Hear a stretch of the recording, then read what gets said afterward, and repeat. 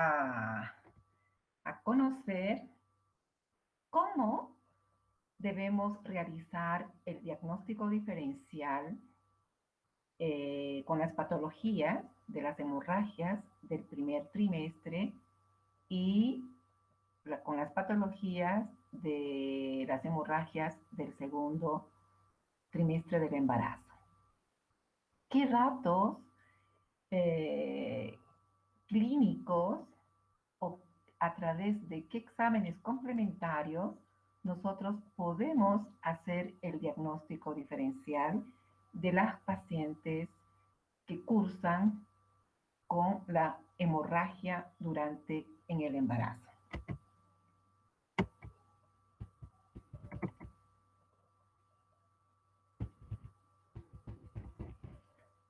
Un momentito, por favor.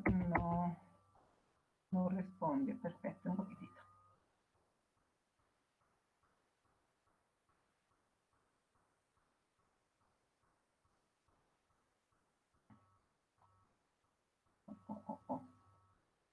Muy bien. Vamos a empezar con la definición de qué entendemos por hemorragia de la primera mitad del embarazo. Ya, entonces, hemorragias de la primera mitad del embarazo es cuando nosotros vamos a encontrar sangrado vaginal en aquellas mujeres que están cursando un embarazo de menos de 20 semanas. ¿Y cuáles son las causas, las posibles causas que van a ocasionar este sangrado vaginal antes de las 20 semanas? Pues nosotros tenemos que pensar que podría tratarse de un aborto, de un embarazo ectópico o de un embarazo molar. Cuando acude a nuestra consulta o a emergencia una paciente con sangrado genital y mediante la anamnesis o el interrogatorio determinamos de que esa paciente está con un embarazo antes de las 20 semanas, inmediatamente nosotros tenemos que pensar en estas tres causas, que puede tratarse de un aborto, de un embarazo ectópico o de un embarazo molar. ¿Ok? Ahora, cuando la paciente va a presentar sangrado vaginal después de las 20 semanas de gestación hasta un embarazo a término, nosotros debemos pensar en las siguientes causas. Puede tratarse de una placenta previa o de un desprendimiento prematuro de placenta normoinserta o bien de una rotura uterina o de una basa previa.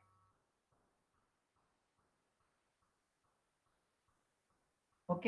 Entonces tenemos claro ya en las posibles causas de un sangrado, en la primera mitad y en la segunda mitad del embarazo. Ahora vamos a desarrollar el aborto. Ustedes ya tienen el conocimiento, chicos, porque ya han tenido las clases anteriormente sobre aborto y sobre las hemorragias del segundo trimestre. Nos vamos a dedicar ahora cómo hacemos el diagnóstico diferencial. Desde un punto de vista epidemiológico o desde la incidencia, vean ustedes, en las hemorragias de la primera mitad del embarazo, la causa más frecuente es el aborto. Se presenta 1 en 10 embarazos. Es mucho más frecuente. Y la que le sigue es el embarazo ectópico. Se presenta 1 en 200 embarazos. Y luego tenemos el embarazo molar, que va a haber una incidencia 1 en 1500 o en 2000 embarazos. Ustedes saben de que el aborto se divide de acuerdo a la edad gestacional en aborto precoz y en aborto tardío, ¿verdad? Llamamos aborto precoz cuando ocurre antes de las 12 semanas y aborto tardío cuando ocurre después de las 12 semanas. También sabemos que las causas en el aborto precoz y tardío van a ser diferentes, ¿verdad? En el precoz, generalmente, las causas más frecuentes son los defectos congénitos, malformaciones congénitas. Entonces, va a producir el aborto espontáneo. En cambio, en el aborto tardío van a haber otras causas. Y una de las causas más frecuentes es la insuficiencia ísmico-cervical. Y el embarazo molar. ¿Qué es un embarazo molar? Un embarazo molar es la hiperplasia del trofoblasto con degeneración hidrópica de las velocidades coreales. Y no se olviden que el embarazo molar puede ser un embarazo molar completo o un embarazo molar incompleto, que eso también han tenido en otra clase el desarrollo completo del tema del embarazo molar. Y luego el embarazo ectópico. Llamamos embarazo ectópico cuando el blastocisto se implanta fuera de la cavidad endometrial. Es decir, que el blastocisto se va a implantar en la trompa de falopio o puede implantarse en el ovario, en el abdomen o en el cervix. Entonces, eso nosotros llamamos esta implantación fuera de la cavidad endometrial, embarazo ectópico. Y actualmente esta patología está en aumento. En aumento, ¿por qué? Porque uno, están usando mucho, por ejemplo, las píldoras del día siguiente, los anticonceptivos de emergencia, que también influye en la motilidad de las trompas de falopio, las inseminaciones artificiales, los procesos inflamatorios pélvicos. Entonces, esta patología está en aumento. Entonces, cuando una paciente acude con un sangrado y está cursando menos de 20 semanas de embarazo, pues tenemos que pensar en estas tres patologías. ¿Mm?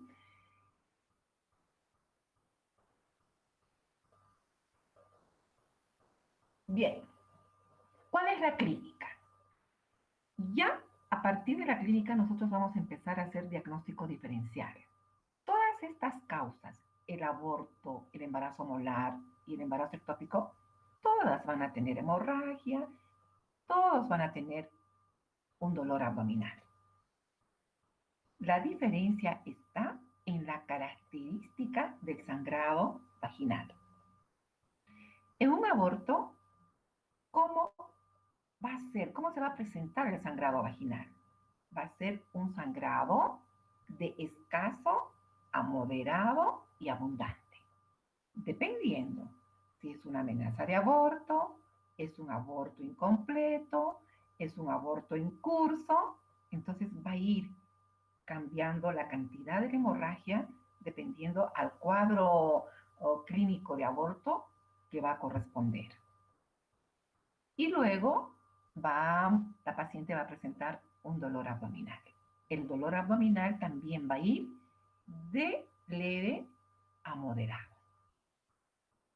En cambio, en un embarazo ectópico, la hemorragia, el sangrado vaginal, va a ser oscuro, oscuro, como boya de café. Entonces, ya ahí tenemos la diferencia. En el aborto, el sangrado es rojo y en cuanto a la cantidad, puede ser de leve a moderado o severo. En cambio, en el ectópico, la hemorragia la cantidad es escaso. La paciente va a referir un sangrado en goteo, que nosotros llamamos con el término de spotting. Entonces, la paciente va a indicar doctora, estoy presentando sangrado oscuro, como borra de café, pero gota a gota. ¿Ok? Entonces, ahí ya tenemos el diagnóstico diferencial en la cantidad del sangrado.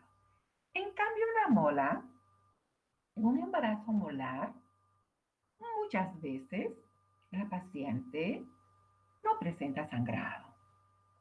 Y llegamos al diagnóstico por una ecografía que nosotros hemos pedido de rutina, que luego les voy a explicar cómo se ve el embarazo molar en una ecografía. Y cuando presente hemorragia, pues la hemorragia va a ser, en cuanto a cantidad, va a ser regular, pero va a ir acompañada de eliminación de vesículas. Entonces, ahí ya tenemos una diferencia en el sangrado. En el dolor, hemos dicho que en el aborto, de leve a moderado. En cambio, en el ectópico, el dolor también va a ser de leve a severo, pero es un dolor localizado. No es como en el aborto que va a ser en todo, en bajo vientre. En el ectópico va a ser localizado, ya sea en la fosa ilíaca derecha o en la fosa ilíaca izquierda, dependiendo dónde está ubicado el embarazo ectópico, si está en la trompa derecha o en la trompa izquierda. En cambio, en el embarazo molar va a haber dolor en bajo vientre. ¿Ok? Ahora, en el ectópico, cuando el embarazo ectópico se rompe, vamos a tener un abdomen agudo. ¿Ok? Y en la mola, el dolor, y hemos explicado, ¿no? Que va a ser de leve también a moderado. Y lo característico del embarazo molar, cuando nosotros examinamos el abdomen o hacemos un tacto vaginal, vamos a encontrar un útero blando, pero demasiado grande en relación a la edad gestacional. Es decir, si la paciente está cursando con un embarazo, por ejemplo, de 10 semanas, vamos a nosotros en el examen obtener un útero más grande para esa edad gestacional. Más o menos va a corresponder ese útero de unos 15 o 20 semanas. Pues eso ya nos alerta de que puede tratarse de un embarazo molar. Bien, ¿cómo llegamos al diagnóstico? Al diagnóstico llegamos, obviamente, haciendo una buena historia clínica, con todo lo que hemos hablado anteriormente. Y una vez que hemos llegado al diagnóstico clínico, con la anamnesis y el examen obstétrico, pues nosotros tenemos que pedir un examen complementario que es muy importante, que es la ecografía. A través de la ecografía, nosotros vamos a confirmar nuestro diagnóstico clínico. ¿Qué vamos a ver en una ecografía en un aborto? Vamos a ver un saco gestacional que está en cavidad uterina y con un embrión vivo. ¿Ok? Y en un embarazo molar, ecográficamente, vamos a ver una imagen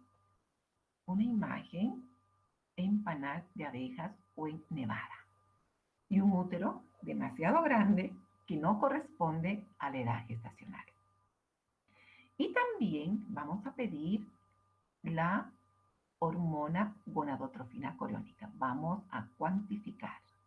En el embarazo molar, esta hormona, la gonadotrofina coriónica, está muy elevada.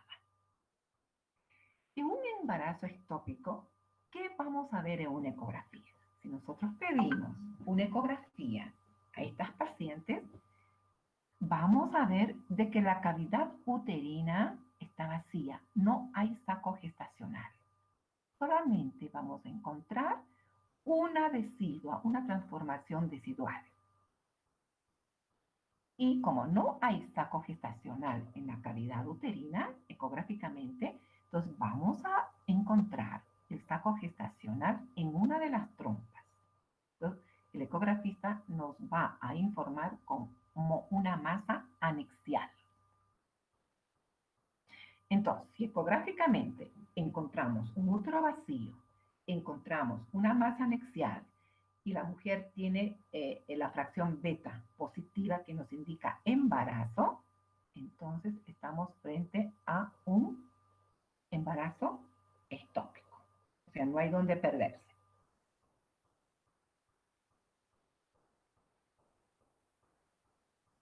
Bien, aquí les traje una diapositiva para hacer el diagnóstico diferencial con las diferentes formas clínicas del aborto. ¿Y cuáles son esas formas clínicas del aborto? Tenemos la amenaza de aborto, que ustedes ya saben cómo se define la amenaza de aborto o a qué llamamos amenaza de aborto. Es aquella paciente que va a presentar sangrado y dolor y cuando yo hago un tacto vaginal para ver las modificaciones cervicales, el cuello uterino, esta paciente con amenaza de aborto va a estar con el cuello cerrado. En cambio, en aquella paciente con aborto en curso, chicos, el cuello va a estar dilatado. Entonces aquí ya voy a tener una diferencia, un diagnóstico diferencial entre amenaza de aborto y aborto en curso. Ya vamos a hacer el diagnóstico diferencial a través de la dilatación del cuello uterino. Cuello cerrado, amenaza de aborto. Cuello dilatado, aborto en curso. Ahora, dentro de este capítulo de aborto en curso, tenemos dos tipos de aborto. Hablamos del aborto inevitable y del aborto inminente. ¿Cuándo hablamos de aborto inevitable? Cuando las membranas ovulares están rotas. ¿Y cuándo hablamos de aborto inminente? Cuando las membranas están íntegras. Si yo tengo una paciente que está cursando un embarazo de 18 semanas y al examen encuentro un útero dilatado de 2 centímetros y toco las membranas, entonces estaré con el diagnóstico de aborto inminente. Y en la misma paciente toco el cuello uterino, está con una dilatación de 2 y no toco membrana, se ha roto, estamos con el diagnóstico de aborto inevitable. ¿Ok? El aborto consumado es el aborto completo. Es cuando se ha expulsado completamente el embrión y los restos corioplacentarios. Entonces acá vamos a encontrar una paciente con cuello cerrado y un útero de tamaño normal. Entonces acá igual hacemos el diagnóstico diferencial a través del examen obstétrico. Y el aborto diferido, si hacemos un diagnóstico diferencial con la amenaza de aborto y el aborto diferido, vamos a encontrar de que el aborto diferido, no se olviden, que se define como aquel aborto que contiene un feto o un embrión muerto, sin latidos cardíacos. Pero acá el cuello uterino está cerrado. Y en la amenaza de aborto también. Entonces el diagnóstico diferencial la vamos a hacer con la ecografía. La ecografía pues nos dirá si el feto o el embrión está vivo o está muerto. Si está vivo, estoy con el diagnóstico de amenaza de aborto. Si está muerto, es aborto diferido. Y el aborto incompleto, pues el cuello está dilatado, que se ha eliminado el embrión o el feto, pero quedan restos ovulares. ¿Bien? Muy bien. Ok. Aquí les traje una diapositiva para realizar el diagnóstico diferencial de lo que hemos hablado anteriormente, ¿no? De las diferentes formas clínicas de aborto. La amenaza de aborto, aborto inevitable, aborto diferido, aborto incompleto, aborto completo y el aborto séptico. Nosotros vamos a llegar al diagnóstico de aborto séptico ¿cuándo? Cuando la paciente va a presentar fiebre y cuando los restos ovulares están de mal olor. Y cuando tengamos el antecedente de que la paciente se ha producido el aborto provocado. Entonces, en este cuadro está un resumen de lo que he mencionado anteriormente. El diagnóstico diferencial se hace a través del sangrado, a través del dolor en bajo vientre, a través de las modificaciones cervicales, si está cerrado o abierto, si hay o no hay fiebre, pues si hay fiebre pienso en un aborto séptico. ¿Y cómo llego al diagnóstico? En todas estas formas clínicas llegamos a través de la clínica y la ecografía. ¿Y cuál es el tratamiento, la conducta a seguir en cada uno de estas formas clínicas? El tratamiento va a depender de la edad gestacional. Por ejemplo, si yo tengo un aborto incompleto antes de las 12 semanas, yo voy a realizar en esta paciente un ameo, que es la aspiración manual endouterina. Si tengo un aborto incompleto, que es después de las 12 semanas, aquí se debe realizar el legrado uterino. O sea, sirve para eso, determinar la edad gestacional para tomar la conducta si voy a realizar un ameo o voy a realizar un legrado uterino.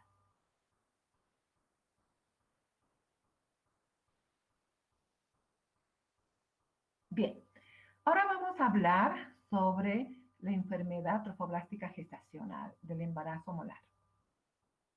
Como dije anteriormente, un embarazo molar es la hiperplasia del trofoblasto con degeneración hidrópica de las velocidades coriales. Hemos dicho que puede ser completa o puede ser parcial. Completa, que es la más frecuente. Esta es la que no tiene embrión. Y la parcial tiene embrión, pero este embrión muere precozmente. Y por último tenemos la enfermedad trofoblástica persistente. Bien, ¿cómo llegamos al diagnóstico de la mola, del embarazo molar? A través de la clínica. ¿Y qué encontramos en la clínica? Vamos a encontrar una discordancia de la altura uterina. Hemos dicho que el tamaño uterino va a ser mayor a la edad gestacional que tiene la paciente. Y estas pacientes muchas veces presentan vómitos frecuentes. Y a esos vómitos frecuentes nosotros llamamos hiperemesis gravídica. Presenta hemorragia genital con la eliminación de vesículas, con la expulsión de vesículas. Y también en estas pacientes que están cursando con un embarazo molar, pueden presentar en forma precoz la preeclampsia. ¿Qué es la preeclampsia? Esa es la presión elevada en las mujeres embarazadas, ¿no? Mayor de 140 a 90 las presiones. Y en estas pacientes, si nosotros pedimos en el laboratorio la gonadotrofina coriónica, va a estar muy, muy, muy altos. Bien, entonces, el diagnóstico del embarazo molar, vamos a llegar con elevación de los niveles de gonadotrofina coriónica. Vamos, si nosotros pedimos una ecografía, en la ecografía vamos a encontrar una imagen en copos de nieve. Vamos a pedir el laboratorio completo, un hemograma, glicemia, todo lo que ya saben ustedes. Vamos a pedir una radiografía de tórax. ¿Por qué y para qué? Para poder detectar si esta paciente tiene metástasis en los pulmones. Cuando las pacientes cursan con un coriocarcinoma, la metástasis frecuente es a nivel de pulmones, frecuentemente. Y luego, para confirmar nuestro diagnóstico, siempre debemos llevar a estudio histopatológico. Aquí tenemos, vean ustedes la imagen de un embarazo molar, ¿no? Esta es una imagen macroscópica. Ustedes van a ver así tal cual se ve en esta foto el embarazo molar cuando tengan la oportunidad de hacer el vaciamiento uterino. Tal cual. Así es la imagen macroscópica. Y la imagen ecográfica es esta, ¿no? Hay una imagen ya en panal de abejas. Entonces, con esta ecografía, cuando ustedes solicitan a la paciente una ecografía como examen de rutina y tienen esta imagen, es 100% un embarazo molar. Bien, ahora vamos a entrar a hablar del embarazo ectópico. Hemos dicho que el embarazo ectópico es la ubicación anormal del blastocisto, fuera del endometrio. Y se implanta frecuentemente en las trompas de falopio, ¿no? Y tenemos, dice ya, diferentes puntos de implantación, ¿no? Tenemos el embarazo ectópico ampular, que es el más frecuente, en el 80% de frecuencia. Luego tenemos el embarazo ectópico ístmico, que está en una frecuencia del 5 al 10%. El embarazo ectópico intersticial, o también llamado cornual, en el 2.5%. Y el embarazo ectópico abdominal en 1.3%, el embarazo ectópico cervical y el embarazo ovárico ectópico, que son los menos frecuentes. Entonces, la clínica ya les he mencionado, y si la paciente tiene esas características de un sangrado escaso en borra de café y goteo, goteo, y un dolor localizado, pues ustedes tienen que pensar en un embarazo ectópico. Complicaciones. ¿Cuáles son las posibles complicaciones de un aborto? La hemorragia, la infección si es que no detectamos precozmente el aborto o cuando la paciente no acude oportunamente a un servicio, pues llegan con aborto séptico a una infección, inclusive pueden llegar a un shock séptico. Y la perforación por legrado, cuando uno no está muy capacitado o muy adiestrado en hacer los legrados, ya sea por ameo o por un legrado uterino, puede llegar a perforar la cavidad uterina. Y una mola, pues las complicaciones son la hiperemesis, el síndrome hipertensivo del embarazo precozmente y los quistes tecaluténicos. Y si no hacemos un buen seguimiento con las titulaciones de la gonadotrofina coriónica, pues estas pacientes pueden ir a presentar un coriocarcinoma. Y en el embarazo ectópico complicado o cuando se rompe, pues vamos a tener un abdomen agudo, un hemoperitoneo, y si no llegamos también a un diagnóstico oportuno, la paciente se puede morir por un shock hipovolémico. Bien, el tratamiento. El tratamiento, pues en el aborto tenemos que buscar la causa, ¿verdad? Si el aborto es producido por un proceso infeccioso o es por una incompetencia ítmico-cervical, entonces va buscando la causa, ¿no? Y obviamente que se da el tratamiento. Si se trata de una amenaza de aborto, pues le indicaré reposo y algunos antiprostaglandínicos.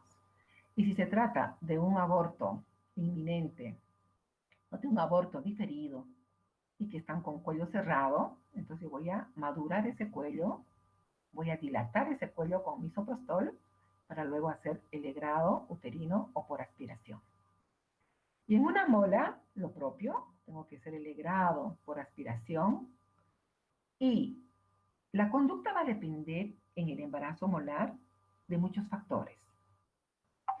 Si se llega a diagnosticar embarazo molar en una mujer, por ejemplo, de 40 años, y que tiene ya la paridad completa, o sea, los hijos completos, ya no quiere tener más hijos, pues yo le ofrezco a ella hacer una histerectomía, ¿no? O sea, retirar el útero.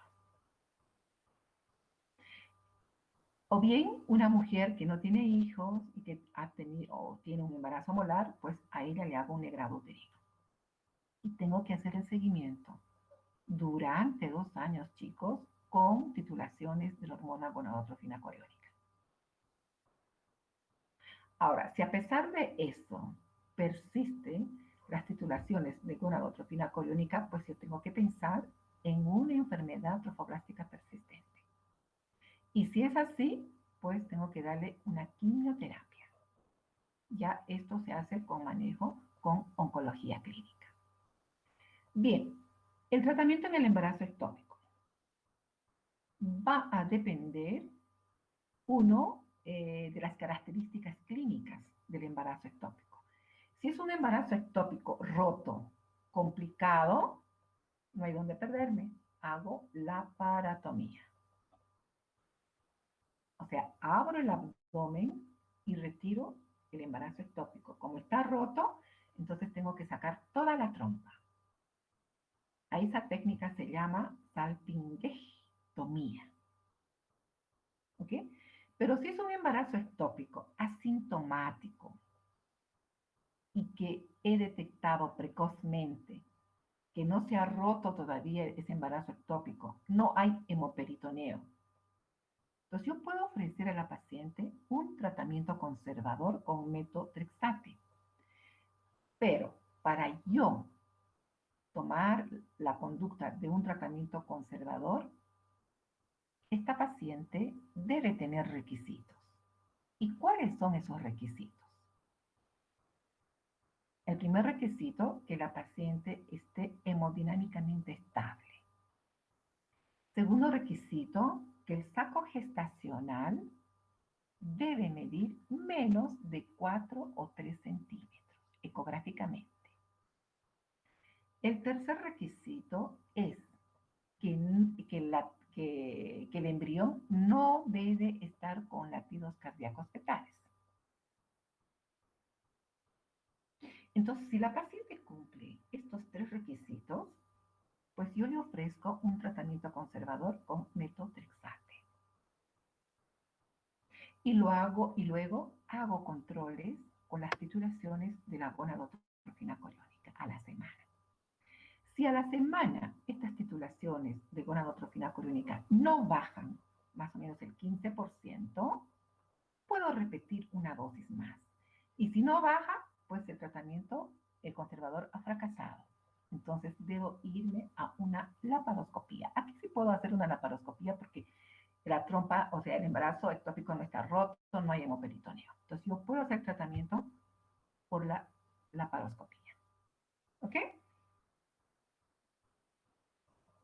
Bien, aquí igual les traje un resumen del diagnóstico diferencial de las 3 causas de hemorragia del primer trimestre, del aborto, de la mola y del embarazo ectópico.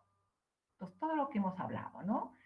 El diagnóstico diferencial es por el sangrado, por la clínica, por la gonadotrofina coriónica, por el tamaño uterino, por la ecografía y por la exploración ginecológica que vamos a hacer. Entonces, es un resumen de todo lo que hemos hablado hace un momento.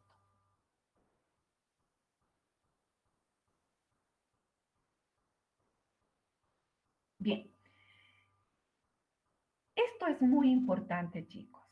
No se olviden que a toda paciente que acude a la consulta, mujer embarazada, se debe pedir de rutina los exámenes complementarios, ¿verdad? Hemograma, glicemia, parcial de orina, grupo sanguíneo RH, BDRL, HIV, todo hay un protocolo, ¿verdad? Entonces, ¿para qué pedimos eso? Para saber si esta mujer es RH negativo o no. Si esta mujer es RH negativo, tiene un aborto, una mola o un embarazo ectópico, pues nosotros debemos colocar a la paciente, ¿ya? En forma profiláctica la vacuna, la globulina anti-T, para que el RH negativo no se sensibilice, tanto en la hemorragia de primer trimestre como en el segundo trimestre. ¿Ok? Y es muy importante, chicos, que en las hemorragias, tanto en la primera mitad como en la segunda mitad, debemos hacer una ecografía para hacer el diagnóstico diferencial de las hemorragias.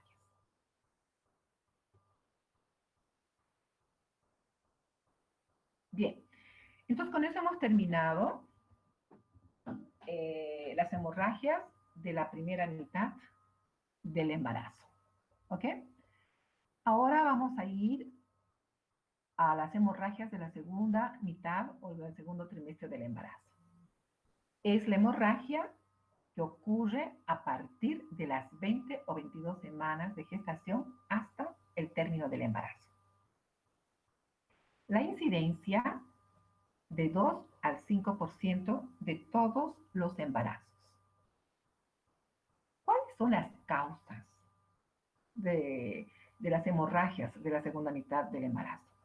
Cuando una mujer presenta sangrado y está cursando un embarazo más de 20 semanas, nosotros debemos pensar en estas posibles causas. Puede tratarse de una placenta previa, de un desprendimiento prematuro de placenta normoinserta, de una rotura uterina o de una rotura de basa previa. Bien, la morbilidad y la mortalidad de nuestras pacientes, tanto maternas como perinatal, vean ustedes que el desprendimiento prematuro de placenta normoinserta y la placenta previa son responsables de poco más de la mitad de los casos de las hemorragias anteparto, chicos. Cuando una paciente está sangrando durante su embarazo, o sea, antes del parto, ustedes piensen en estas dos patologías, placenta previa y de PPNI. También estas dos patologías son las dos causas principales de la morbilidad y de la mortalidad perinatal en el tercer trimestre. Ustedes van a ver en el hospital que en un alto porcentaje las camas hospitalarias están ocupadas por estas pacientes con placenta previa o TPPNI. Más que todo placenta previa, ¿no? La placenta previa oclusiva total, la placenta previa marginal, que luego vamos a ir viendo cada uno a qué se refiere. El 25% de las muertes maternas a nivel mundial son a causa de hemorragias. Por eso que las tres causas principales de muerte materna en nuestro país son preeclampsia, hemorragia y sepsis.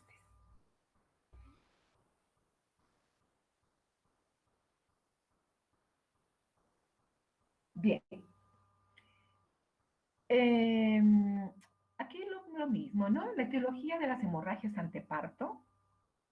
Tenemos que pensar en el de PPNI, en la placenta previa. Hay un porcentaje alto, sin clasificar, no sabemos por qué sangran a veces las pacientes. Y un 5% pues se refieren a las lesiones del tracto genital, ¿no? Y el más frecuente acá es el de PPNI, un 40%. Miren, ocurre 1 en 100 embarazos, la placenta previa 1 en 200 embarazos, el 20%, y las lesiones del tracto genital en un 5%. Frente a esta situación de las hemorragias del segundo trimestre o del primer trimestre, chicos, nosotros tenemos que identificar el riesgo, el riesgo, o sea, el alto riesgo tenemos que identificar, ¿no? En estas pacientes. Tenemos que hacer una buena historia clínica. Haciendo una buena historia clínica, nosotros identificamos el alto riesgo. Y por otro lado, tenemos que ver el nivel de atención. Si ustedes están trabajando en un nivel de atención primaria, entonces tienen que saber qué debemos, cómo debemos actuar frente a estas pacientes. ¿Cuáles son los criterios de referencia de estas pacientes a un segundo o un tercer nivel? ¿Y cómo deben ser trasladadas estas pacientes? Si nosotros tenemos una paciente con un embarazo, por ejemplo, de 30 semanas y está sangrando demasiado, pues no la voy a trasladar en la ambulancia así tal cual como llegó la paciente. Tendré que hacer una boleta de referencia adecuada, completa. Tendré que anotar en esa boleta de referencia todo lo que se hizo en el primer contacto con la paciente. Si se ha puesto una vía, si le he puesto oxígeno, si he usado algún medicamento. Entonces tenemos que aprender a conocer los criterios de referencia y el traslado adecuado y oportuno. Y otro parámetro importante que siempre nos olvidamos es el procedimiento con los familiares. Siempre comunicar a los familiares qué se va a hacer con la paciente. ¿Por qué se está trasladando a un segundo o tercer nivel? Y siempre la paciente debe ir acompañada de un familiar porque el familiar va a ser indispensable para que firme su consentimiento en un segundo nivel o un tercer nivel. A veces tenemos ese inconveniente nosotros en los hospitales de tercer nivel, que viene solamente la paciente y no hay ni un familiar. Entonces es muy importante orientar y educar y debe tener el acompañamiento de la paciente los familiares. Bien, ahora vamos a entrar al DPPNI. El DPPNI es la separación parcial o completa de la placenta antes del tercer periodo del trabajo de parto. La incidencia es de 1 al 2%. La clasificación del DPPNI es en base a la separación y a la ubicación. En base a la separación puede ser un DPPNI parcial o completa. ¿Ya? Esto en relación a la pared uterina. O puede ser, de acuerdo a la ubicación, un DPPNI marginal o central. Esto en base a la ubicación. El DPPNI se va a clasificar en grados dependiendo del porcentaje del desprendimiento. Si hay un porcentaje de desprendimiento menos del 30%, estamos hablando de un grado 1. Y si es el desprendimiento de un 30 o 50%, hablamos de un grado 2. Y si es un desprendimiento mayor del 50%, hablamos de un grado 3. Generalmente el grado 1 es asintomático. Ya en el grado 2 y grado 3 ya hay un compromiso hemodinámico en la paciente y en el feto. El feto puede llegar a ovitarse, puede llegar a morirse en esta patología, en el desprendimiento prematuro de placenta. ¿Cómo llegamos al diagnóstico? Al diagnóstico llegamos siempre en la medicina. La herramienta básica para el diagnóstico es la historia clínica, chicos. Si nosotros hacemos una buena historia clínica, una buena anamnesis, un buen examen, pues vamos a llegar a un diagnóstico correcto. Y obviamente con las características clínicas de cada patología. Entonces, ¿cómo llegamos al diagnóstico de un DPPNI? La paciente va a presentar una hemorragia externa. O como también no, cuando es un desprendimiento oculto, a veces no hay hemorragia, no se exterioriza. Entonces se va desprendiendo y se va acumulando la sangre en la cavidad uterina. Y nos damos cuenta por la hipertonía uterina y por el estado general de la paciente. Entonces, por eso acá dice hemorragia externa que no guarda relación con el estado general de la paciente. Hay un dolor uterino severo intolerable. La paciente se queja de un dolor uterino que no relaja, está continuamente con mucho dolor. Y a eso nosotros llamamos un útero duro, doloroso, leñoso. Llamamos un útero hipertónico. Y muchas veces esta altura uterina, de la altura uterina no guarda relación con la edad gestacional. Claro, porque el útero está hipertónico. Si uno mide la altura uterina con un útero hipertónico, vamos a tener una altura uterina mayor a la edad gestacional. Y cuando no actuamos oportunamente o cuando la paciente no acude oportunamente a un hospital, el feto se muere, el feto está muerto. Y como ha tardado mucho en llegar la paciente al hospital, la paciente puede tener trastornos de coagulación y un shock hipovolémico y puede fallecer la paciente. Bien, entonces eso es el DPPNI. Entonces, haciendo un resumen, y llegamos a un diagnóstico de DPPNI cuando la paciente presenta sangrado. El sangrado es oscuro. Puede ser escaso o puede ser profuso, dependiendo del grado de desprendimiento y dependiendo de la ubicación del desprendimiento. La característica es que en el DPPNI el útero es un sangrado con dolor.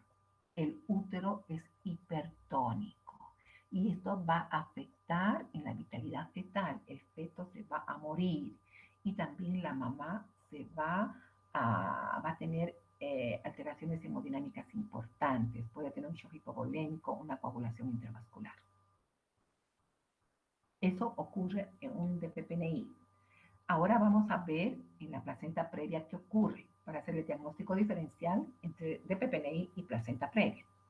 La placenta previa se la define porque la placenta se encuentra ubicada en el segmento inferior del útero, o sea, está ubicada en el orificio cervical interno, ¿verdad? Entonces, vamos a clasificar a la placenta previa dependiendo de la localización de la placenta. Si la placenta va a ocluir completamente el orificio cervical interno, va a cubrir completamente, como se ve en la primera imagen, vamos a hablar de placenta oclusiva total. Y hablamos de placenta previa parcial cuando la placenta cubre, como su nombre dice, parcialmente el orificio cervical interno. Y hablamos de placenta previa marginal cuando el borde de la placenta está en el margen del orificio interno. Y hablamos de placenta de implantación baja cuando el borde de implantación de la placenta está lejos del orificio cervical interno. Puede estar a 2 o a 3 centímetros. Entonces, este diagnóstico de placenta previa total, parcial, marginal y de inserción baja, se la hace con la ecografía. Clínicamente no, chicos. Se hace con la ecografía. Clínicamente podemos llegar a hacer el diagnóstico con el nombre de